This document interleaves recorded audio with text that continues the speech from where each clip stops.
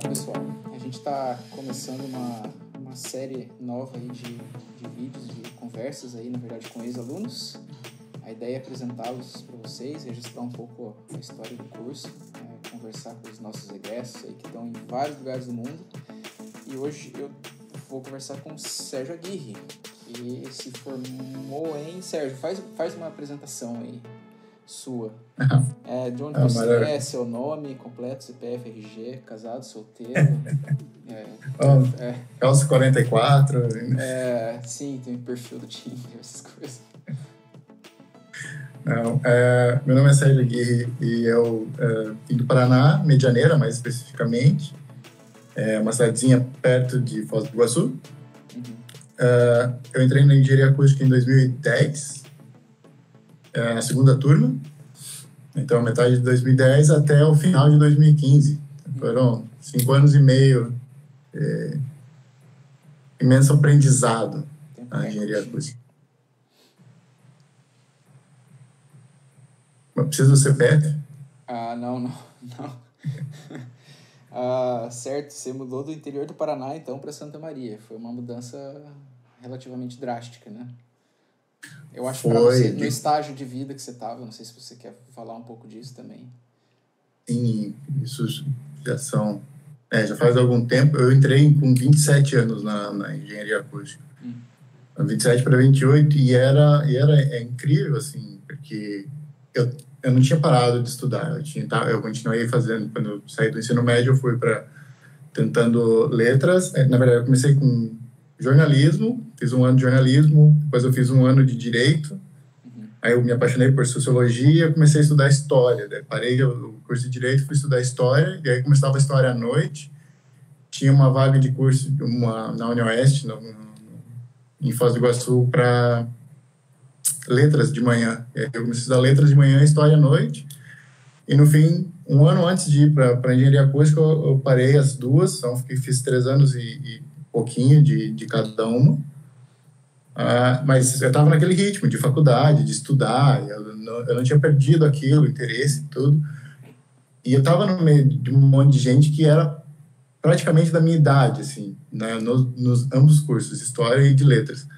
Quando eu cheguei na engenharia acústica, era uma visão totalmente diferente, uma cidade totalmente diferente, um idioma totalmente diferente do paranaense, e costumes diferentes. Então, pedir pão no mercado era constrangedor, tem toda aquela história. Foi difícil de pegar o pace. Se você perceber, eu vim de 4 universidades ou de faculdades de humanas.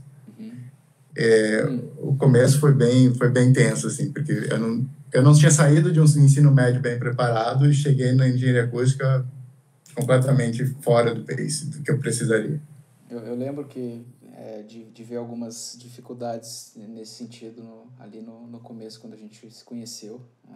Acho que muita gente do curso vem de fora, né? Então essa perspectiva é legal também, né? Eu também vim de fora, também tive dificuldade com o idioma, me adaptar um pouco no começo e tal.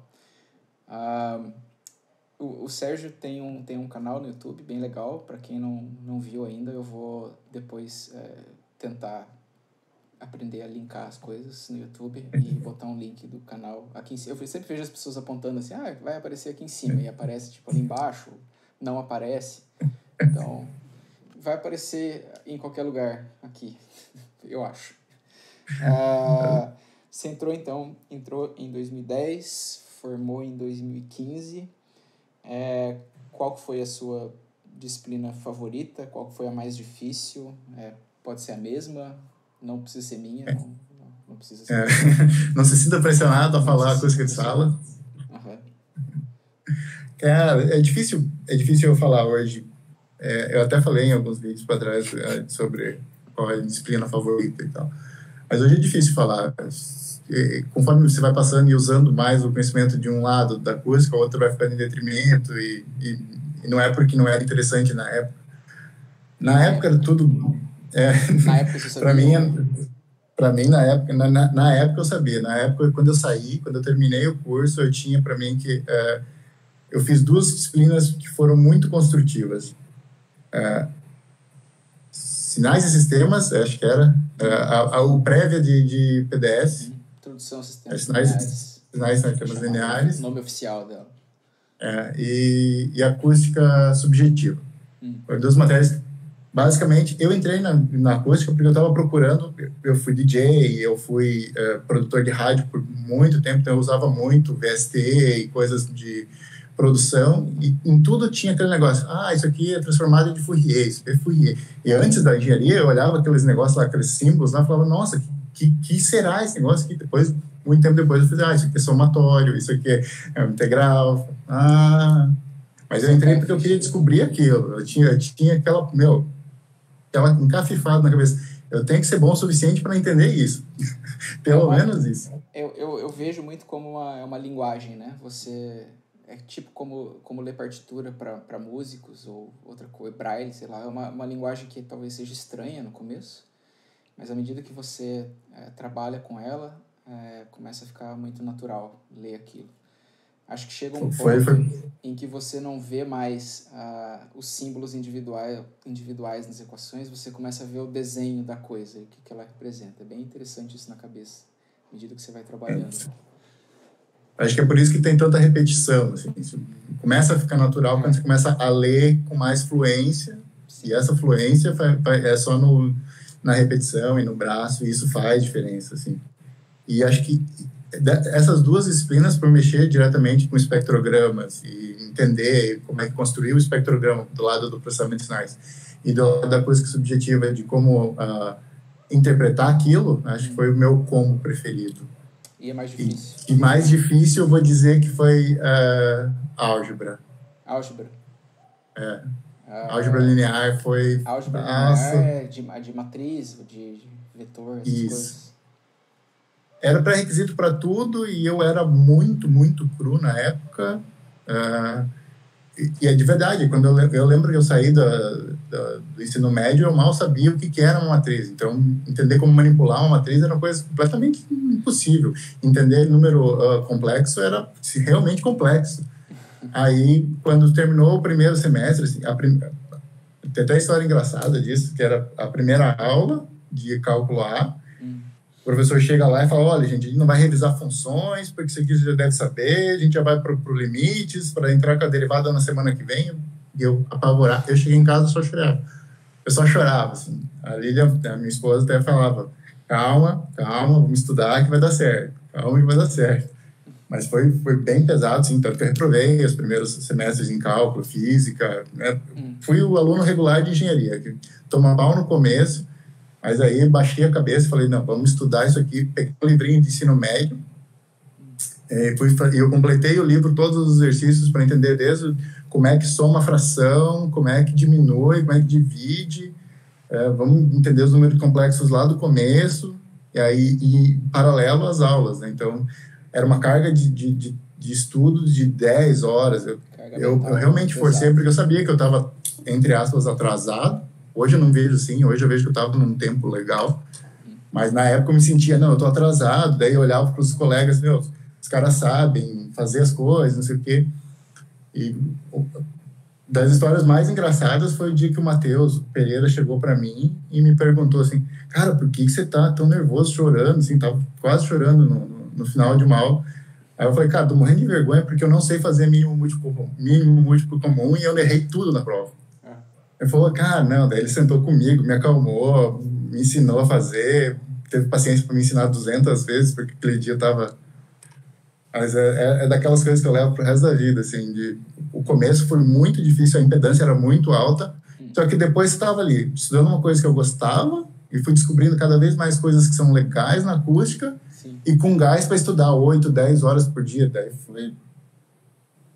eu acho que essa insistência que é muito importante. Acho que na maioria dos casos, insistência bate a genialidade. Se você botar 2 pessoas para uma corrida de longo prazo, assim, de longa distância, o insistente acho que ganha 90% das vezes. Essa insistência é muito importante.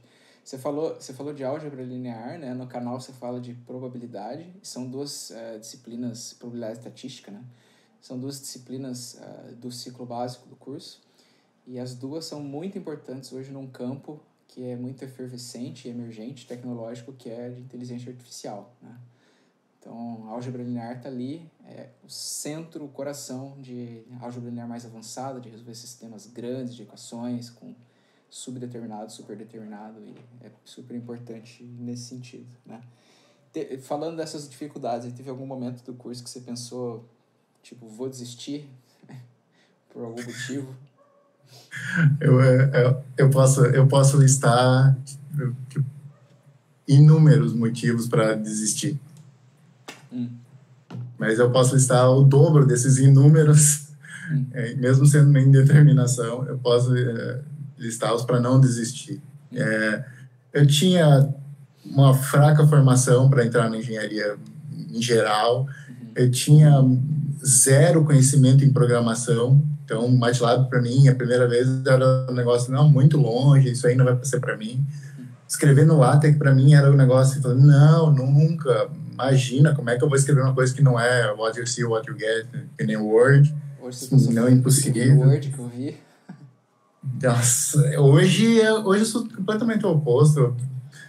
É difícil para mim ter que manipular as coisas da Microsoft, mesmo coisas que para certas pessoas é básico e tal, e eu olho e falo, gente, eu estou tentando formatar um parágrafo, eu só queria colocar um bullet point, por que não funciona? Aí eu falo, não, eu vou fazer no LaTeX.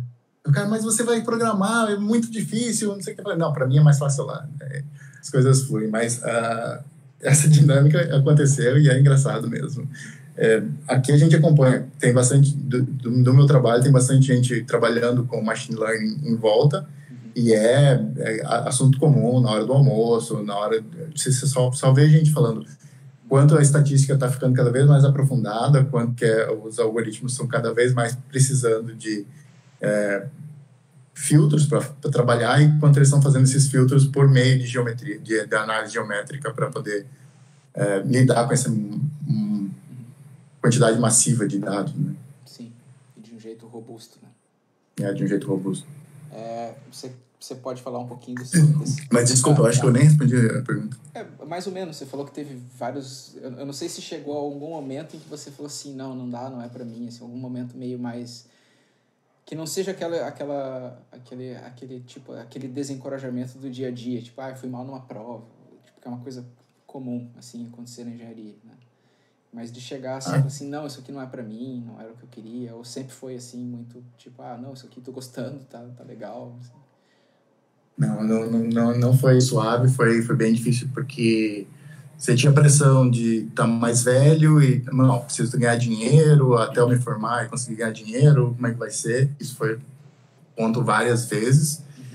Então, quando eu comecei e eu estava numa fase bem crítica, e foi quando eu comecei a entrar no laboratório e eu consegui uma bolsa de pesquisa, e era tipo R$300, 300 e alguma coisa reais. Aquilo mudou minha perspectiva de um jeito gigante. Falei, não, eu vou honrar esse dinheiro até o último, vou dar o sangue para conseguir fazer, e aquilo foi determinante para eu não desistir. Porque realmente, infelizmente, a condição financeira, e morando numa outra cidade, tendo que se virar com esposa e tudo mais, foi um ponto que pesou, e hoje ver que a educação tem essas limitações meio que dá um medinho, assim, de saber que tem gente que está ali na mesma situação e também pode deixar de ter uma carreira, uma vida legal por conta de poucos reais. Cortes assim. E poucos reais. Enquanto às vezes a gente tem um orçamento anual super apertado para rodar o curso, e aí você vê escândalos de corrupção que estão pessoas ganhando 1 milhão por ano com dinheiro por fora, né? E desse um pedaço disso para administrar, acho que a gente já ia conseguir fazer muita coisa, né? E claro, em todas as esferas do ensino, né? Isso é uma realidade, né? Eu vi no domingo, o Fantástico passou uma entrevista com pesquisadores da URGS aqui, do Rio Grande do Sul, que vão para a estação Antártica, né, brasileira, fazer pesquisa lá, e a repórter perguntou pro pesquisador se ele temia, por exemplo, que a pesquisa dele fosse interrompida por corte de gasto. Ele falou assim, o meu temor é muito maior que esse, meu temor é que o ensino e a pesquisa como um todo sejam desmontados por causa de cortes, né? E aí a educação das gerações futuras fica muito comprometida, né?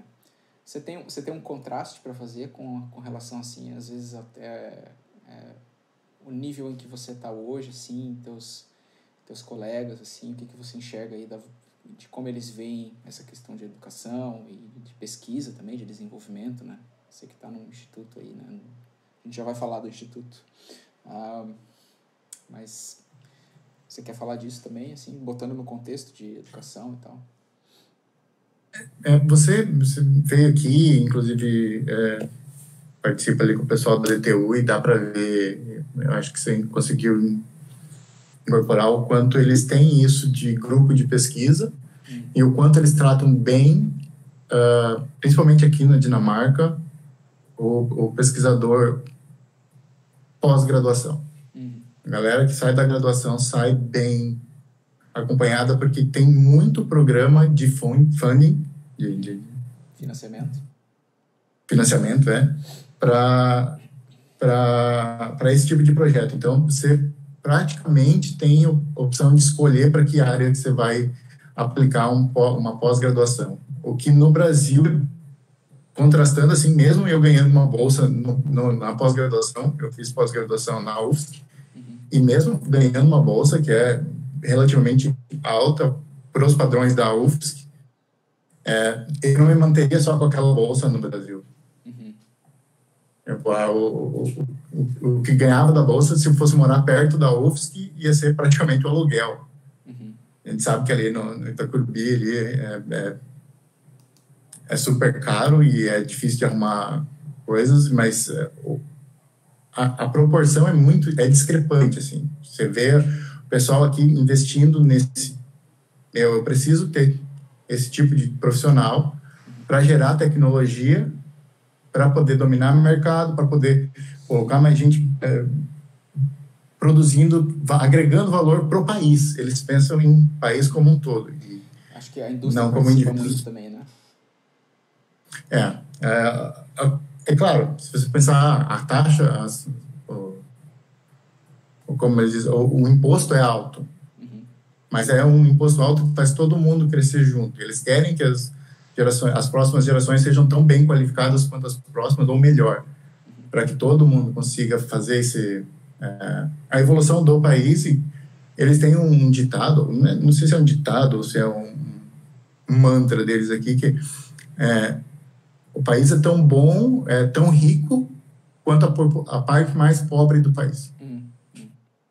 Eles medem assim. Então, essa compressão na linha de desigualdade ali realmente faz um fator, e tem um fator importante dado a educação e o investimento na educação.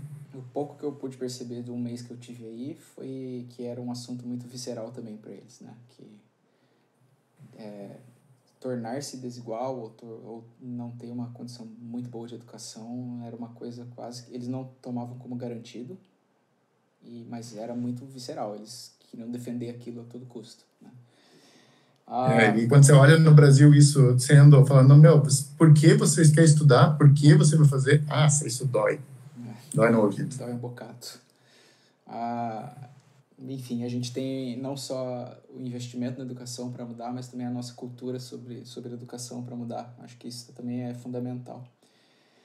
Você quer falar um pouquinho do seu TCC, que foi o teu trabalho ali de conclusão de curso, sobre o que foi, enfim, se você puder falar um pouquinho do mestrado também, que eu sei que você já tem, né? E também do doutorado, por que não? Mas do doutorado a gente vai deixar para a próxima pergunta. Fala aí do TCC e do mestrado, o que você fez, assim, em resumo, né? O TCC, cara, eu trabalhei bastante, foi 1 ano e meio, a gente teve essa reunião e uma ideia de medir diretividade de caixa acústicas, e eu falei, nossa, mexer com arranjo, com o orientador, com eu de orientador e você de co-orientador, foi lá, esses malucos acham que eu sou capaz, então eu vou mergulhar de cabeça, né? E foi bem trabalhoso. E hoje eu vejo assim, ok, eu não meço, eu não faço medições de diretividade de loudspeaker hoje, mas aquele conhecimento foi e é o 90% do que eu uso no dia a dia. Então, entender como é que faz o processamento de sinais, colocar tudo sobre calibração, ter cada vez mais cuidado e primor com calibração, mostra que, para mim, o que eu fiz no TCC só incrementou, me levou para o mestrado, porque dentro do mestrado eu usei só a lógica inversa, em vez de um arranjo de microfone, eu estava trabalhando com um arranjo de alto-falante. Aí eu falei, beleza, continuo no mundo dos arranjos, continuo nas coisas, e incrementei com a acústica virtual. E aí precisava da ideia de como é que era a diretividade, já tinha de como é que era criado, como é que era fisicamente desenvolvida ou pensada a diretividade de cada alto-falante. Tinha diretividade como uma base, mas aí eu coloquei, agora eu coloco como é que eu transformo essa diretividade para o que eu fiz no mestrado, que foi virtualização de campo sonoro, utilizando uma das técnicas, N técnicas que a gente tem hoje, de Vector-Based Amplitude Panning e Vector-Based Intensity Panning. Aí a gente montou e fez funcionar lá também. Então, o TCC foi um chute inicial para, olha, processo de escrita é esse. Hoje eu faria bastante coisa diferente, mas, claro, eu precisava fazer alguma coisa para começar. Eu tenho sonhos negros quando eu mexo na minha dissertação de mestrado. TCC eu nem olho mais, porque era de elétrica e tal. Mas só era assim, como eu fiz isso? Não. Mas se eu ficasse só pensando em fazer bem acertado da primeira vez, eu não teria terminado ainda. É evolução, é processo evolutivo. É normal você, à medida que você evolui, sentir esse tipo de coisa. E foi o que deu... acho que foi o que solidificou aquela coisa. Não, eu quero ser cientista, quero pesquisar, escrever, observar, colocar no papel, calcular, fazer de novo, observar de novo, pôr no papel de novo. Acho que esse processo foi bem solidificado quando a gente entregou o TCC e falou, ficou aquele gostinho de quero mais. Até hoje eu tenho os dados, tento mexer, fazer umas implementações. Inclusive teve pessoal que tentou continuar e estava gravando lá na UFSC, que eu tentei auxiliar também. É um tópico muito legal. E depois, quando foi para a parte de oralização, daí eu saí do mestrado para o doutorado com o mesmo foco, com a oralização de foco. E sobre o lugar que você trabalha hoje, onde é que você está? Conta para o pessoal aí que não sabe, que lugar do mundo você trabalha, onde você trabalha. Se você puder falar um pouquinho também da instituição onde você trabalha, se é privado, se é público, o que a instituição faz, etc. Esse tipo de coisa. Legal. Eu fiz um caminho meio longo, assim, saí do Paraná, fui para Santa Maria, fui para Florianópolis, passou 2 anos em Florianópolis, e depois eu fui para esse doutorado que eles chamam de ITN, International Training Network. Então, a intenção do doutorado é fazer com que, nem todo doutorado aqui é assim, mas esse programa de doutorado especificamente é metade na indústria e metade na academia. Ou pelo menos metade na indústria, pelo menos, e daí o que sobrar para a academia. Então, eles me contrataram como estudante de PhD e engenheiro. Eu executo a função hoje, quando eu fiz 2 meses de treinamento em Glasgow, na Inglaterra, na Escócia, no Reino Unido. Eu estudo pela Universidade de Nottingham, na Inglaterra, mas eles têm um braço em Glasgow. Então, eu fiz aquele treinamento em Glasgow e daí vim para a parte industrial. E aqui na parte industrial eu sou basicamente um engenheiro que também faz pesquisa. E a pesquisa aqui é pesquisa de base. Esse instituto, o Ericsson Research Center, ele é um centro de pesquisa de longo prazo. Então, eles têm um time de pesquisa e desenvolvimento na sede, que é o que ataca os problemas que vão sair nos próximos 3 lançamentos dos produtos, que são os aparelhos auditivos e implante coclear da Oticon. E a gente faz a pesquisa do que vai levar para esses caras para 5 a 10 anos. Então, parte que ainda não está implementada lá, que já tem, o que está implementado lá já passou por alguém aqui. Produto que não existe ainda, né?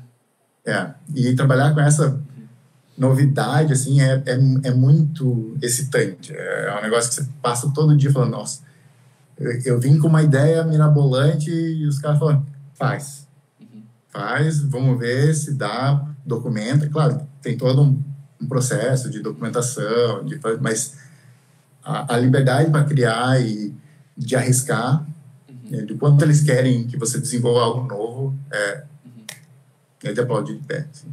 Então, eu saí do mestrado para o doutorado e aí eu entrei direto na indústria. Já faz quanto tempo você está aí onde você está? Aqui em outubro faz 2 anos. 2 anos. Mostra aí pra gente aonde você está. Hello. Tinha fechado aqui porque... Ok. Isso aqui é um pouco longe do Brasil, né? É Helsingborg. Então, essa parte grande de cima aqui é a Suécia, e a gente está nessa partezinha aqui que quase encontra a Suécia com a Dinamarca. Então, eu morei em Copenhague nos primeiros... 20 minutos de barco, certo? Mais ou menos isso, né? Isso, entre Helsingborg e Helsingborg. Eu vou deixar os detalhes culturais para quem quiser visitar o Sérgio descobrir. Muito bacana, inclusive. Não sei se estamos autorizados a falar dessas coisas aqui. Não acho que a gente tem experiência, know-how. Helsingborg mas tem o Castelo do Shakespeare, é 1 hora de né? Copenhague. Isso, aqui tem a da obra, né? Eu moro aqui por pertinho e o centro de pesquisa é aqui, e a gente tem o Castelo Kronborg, que é o castelo de onde o Shakespeare escreveu, ou se inspirou para escrever o Hamlet. Ok. Super bonito. Tem fotos do local de trabalho também? Eu separei algumas. Era da frente, no primeiro dia que eu fui lá de bicicleta, no domingo, antes de começar a trabalhar. Você consegue ver aí. E aqui a parte de trás é a minha sala. Na verdade, essa sala toda aqui é um open plan office. E daí a minha mesa aqui em trás. Mas onde eu passo a maior parte do tempo, né, como você pode imaginar, eles têm uma câmera fonecóica e aí faz obrigação minha passar lá o máximo de tempo que eu posso. Quantos alto-falantes? E a gente está com um array de 24. 24 no plano horizontal. 24 no plano horizontal. Eu não lembro. Eu fui, mas eu não lembrava se tinha no teto e tal, no chão. Eles querem expandir, mas eu estou querendo reduzir. Minha proposta para o doutorado é trabalhar com cada vez menos, mantendo a qualidade da realização. E o que exatamente que você faz no trabalho, assim, em termos de tema, e como é que é a rotina normalmente, como é que a rotina mudou com a pandemia? Bom, vamos começar pelo tema. O meu tema... Ou eu vou mostrando enquanto eu vou falando? Você que sabe. Bom, o meu tema é trabalhar com virtualização ou auralização de ambientes para trazer validação ecológica, ou trazer o teste com aparelho auditivo e com implante coclear mais próximo da realidade. Porque, em geral, os pesquisadores, quando vão lá e experimentam uma nova feature aqui, quando a gente estava, vocês vieram visitar o IFC, isso foi em Aachen, quase na mesma semana, que a gente testando com VR. Essa aqui é a sede, numa cidade vizinha aqui. Tem uma foto para trás. Isso aqui eu acho muito bacana, que é essa mistura entre super natureza e os negócios super modernos. Então, e aí você tem essas belezuras que é quando neva, é frio pra caramba, que minha esposa e eu na praia, super gelada a água, mas às vezes dá para entrar. Isso aqui foi o que a gente trabalhou no último experimento, onde a gente estava fazendo um teste hint de Hearing Noise Test com eletrocardiograma. Então, a gente conseguia... a gente estava procurando medir e correlacionar o esforço auditivo com ondas alfa. E foi bem legal, está quase para sair o paper já. Onda cerebral, né? Isso. Outra fotinho do meu companheiro, né? Porque a gente fica se sentindo muito sozinho lá dentro. Eu conheço... Ele é meio quieto, assim, mas... Pessoas esqueceram de me libertar da câmera anecoica uma vez. Isso foi eu ouvi essa história lá na UFSC algumas vezes. Pois é. Enfim, e aí o meu trabalho era dar suporte, porque esse projeto de doutorado, o RIERECO, ele é composto de 6 estudantes. Cada um está estudando uma parte para estudar, para combinar em medidas ecológicas mais válidas, com o coração, com o eletrocardiograma e com pupilometria, para conseguir avaliar o esforço auditivo usando essas 3 ferramentas. Minha parte é trazer cenários cada vez mais realistas.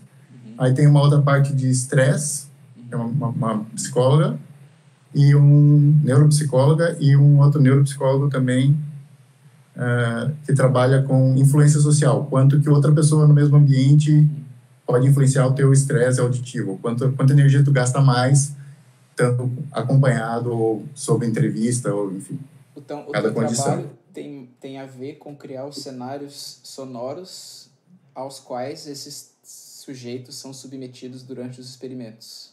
Isso, porque em geral, quando você vai num teste de audiometria, por exemplo, você está numa cabine fechada, com uma reverberação quase nula, numa condição que você dificilmente vai encontrar na vida real. Aí, trazer a vida real para aquilo ali, para que o resultado do hint, ou do SWIR, ou do teste que eles estiverem fazendo de audiometria, seja mais palpável, porque às vezes eles colocam lá e você tem um ganho gigante nessas condições anecoicas. Daí você vai para uma condição reverberante ou para um cocktail party, vai sempre ser menor o efeito, a pessoa vai se sentir frustrada porque lá estava funcionando e que não está. Vai lá para corrigir, tenta ajustar, mas não é. É questão do ambiente mesmo. Então, trazer essa realidade para dentro do laboratório é um dos approaches que é considerado. Outro approach seria você testar todo mundo fora, mas aí você não tem condição você não tem como controlar as condições, controlar a reverberação numa sala viva. Então, nesses cenários que você cria, você consegue impor reverberação, impor outras condições aos quais a gente está sujeito no dia a dia normal, né? E dentro da rotina auxiliar os outros projetos, né, questões de calibração, questões de acústica. Então eu interajo muito com fonoaudióloga, com o pessoal da psicologia, pessoal que fala assim, cara, eu não entendo o que é DD. Você, por favor, me ajuda a calibrar isso aqui, eu preciso fazer. Então, é bem difícil adaptar as terminologias, tem que ter acho que uma das grandes ensinos assim, do doutorado é a soft skill para poder trabalhar com esse diferente ramo. São pessoas super qualificadas em outras áreas, mas trabalhando com um cirurgião na parte de implante coclear, o cara tem certeza que é super bem qualificado, mas fala, mas por que você tem que calibrar os alto-falantes? Aí você tem que ter uma justificativa que convença e não pode ser porque eu preciso ter 20 log, 10, o cara fala, não. Tem essas soft skills. Você acaba aprendendo outros linguajares e outras habilidades que fazem parte do universo dessa pessoa também. Por isso que eu acho que é tão importante e tão legal o contato do curso de engenharia acústica com a fonoaudiologia. Essa troca que vocês fazem é cada vez mais enriquecedora para ambos. Assim. E qual que é a sua ferramenta de trabalho favorita?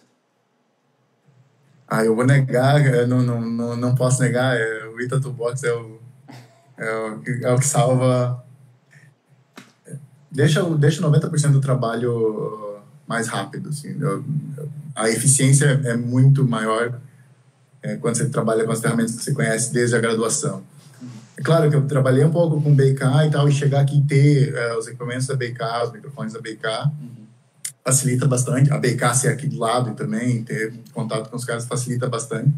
Mas é muito bom poder botar a mão no dado, saber o que está acontecendo, não mexer com a caixa preta, abrir a caixa preta e olhar o que tem dentro é bem legal. Para mim, hoje criamos um pequeno monstro. Eles não gostam muito quando você começa a questionar e tal, falando, opa, o menino sabe muito. Você tem algum projeto que você já tenha participado que você quer destacar? Agora, é porque eu percebo que você não é uma pessoa que está exatamente fazendo o projeto, né? Mas tem algum paper que você trabalhou, alguma coisa que você trabalhou assim que você gostaria de destacar? Cara, como é que eu vou dizer? Eu gosto muito do que a gente fez desde o TCC, meu projeto de mestrado. Eu gosto muito, tenho bastante carinho. Mas hoje, trabalhando com a oralização aqui, eu espero que isso que eu vou entregar agora do trabalho de doutorado, faltou um ano, então já começou a parte de escrever, de colocar, de montar o esqueleto. Eu estou bem focado em entregar um trabalho de responsabilidade. Esse trabalho provavelmente não vai estar no nosso radar direto, porque não é... Ele é bem multidisciplinar, eu não sei em que journal você vai publicar isso, mas a gente quero saber, quando você tiver publicado, por favor avisa, porque eu acho que vai ser muito legal ler. Né? Com certeza. E ver o progresso também, e ver sobre o que é, né? Porque eu acho que é uma coisa bem interessante. É uma área bem bacana essa de esforço auditivo e me conquistou, assim, de poder fazer esse merge com o último trabalho que a gente fez. A gente desenvolveu toda essa DIY, todo esse design do teste para poder dar para clinician, só para as fonoaudiólogas só executarem. Então, envolveu toda a parte de sincronização da virtualização, da oralização com o EEG, e toda essa parte técnica é muito forte para mim, é onde eu realmente trabalho, mas toda a ideia de por que eu tenho que fazer isso para a fonoaudióloga ter acesso a tal informação, para ela saber se o cara deu a resposta certa ou a resposta errada, ou repetiu a palavra de uma forma certa, ou ele está tentando adivinhar. Toda essa construção que é o mundo da acústica, a acústica é envolvida em tudo isso. Meio que me apaixonei por isso e com certeza é algo que eu quero passar com responsabilidade para frente. Muito legal. E tem alguma história engraçada que você queira contar da graduação, do trabalho? Alguma pequena anedota? Olha, eu já entreguei a pior, que era eu estar chorando lá no CT e o Matheus ter me encontrado. Acho que eu me relaciono com essa história também. Eu já tive esses momentos ruins na graduação. Cara, vamos deixar com esse aí, porque a vergonha já está garantida já. Tá, e a gente está indo para o final. A última pergunta que eu tenho é: se você tivesse a chance de voltar no tempo e falar com o seu eu do início da graduação ou de antes do passado, o que você diria para ele? Cara, vai soar meio pedante, assim, mas eu tentaria não falar porque eu não sei se eu falasse alguma coisa ia mudar tanto que eu não estaria aqui, e eu realmente gosto do lugar que eu tô, onde eu cheguei, e eu me orgulho dos tropeços e dos machucados, dos ralados que aconteceram na engenharia, na minha caminhada da engenharia acústica. E não foi suave, não foi sem morro, não foi sem olhar para aquelas provas e falar assim, meu Deus, como é que eu sabia disso antes da prova e não sabia quando eu estava fazendo a prova? Como é que eu errei 2 mais 2 e coloquei 8? Tem essas coisas pavorosas, assim, mas elas constroem, é o que os meninos diziam lá, constrói caráter. São ralados que constroem caráter. E com certeza, assim, desculpa se soa pedante, mas eu queria repetir tudo de novo, assim. Se eu pudesse, eu repetiria tudo do jeitinho que foi. Você tá naquela de preferir não provocar uma singularidade, perturbar o contínuo do espaço-tempo, etc. Os efeitos borboletas da vida. Não, mas tudo que você falou faz sentido. Às vezes, se a gente se dá um conselho bom demais, talvez a gente estrague uma parte do caminho. Eu nunca tinha parado para pensar desse lado. De fato, eu acho que essa impossibilidade de voltar no tempo e se dar um conselho talvez faça a gente querer dar um super conselho. E, na verdade, enfim, você, de fato, talvez só tenha um super conselho para dar exatamente porque você passou o perrengue na época, né? Então... Exato. Faz sentido isso que você está falando. E me fez, assim, quando eu comecei a estudar aqui e ver o quanto... Porque depois que você sai da graduação, você começa a entender, eu não tenho a formação que eu gostaria 100% completa em tudo que eu quero, não dá para abraçar o mundo. E daí eu falo, agora eu começo a dar os tackles onde eu preciso. Agora eu preciso dar mais atenção na parte de álgebra, porque eu negligenciei isso durante a graduação e agora eu vou precisar para esse produto. Só que daí você já tem uma experiência, você já tem você tem horas de cadeira sentado para conseguir pegar aquilo mais rápido. E eu acho que é isso que a graduação te transforma. Você aprende a estudar, você já sai com uma base da engenharia acústica, pelo menos eu posso dizer que se você estudou tudo certinho, você sai com uma base violenta, comparado aqui quando as pessoas me perguntam das coisas, como é que é a tua graduação? Eu falei, não, lá é 5 anos. Mas aqui é 3, aqui é 2. A gente sai com uma base matemática e uma base de como estudar violenta.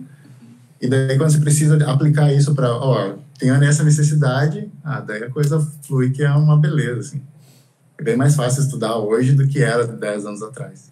Fica mais fácil mesmo, com o tempo.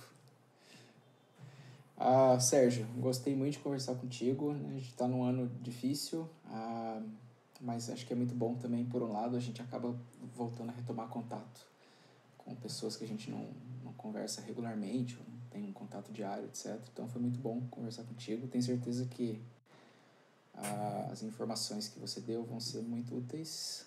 Tem o seu canal, de novo, né, para indicar. Eu não sei se você tem algum recado final para falar, tem alguma coisa final para se despedir da galera, enfim.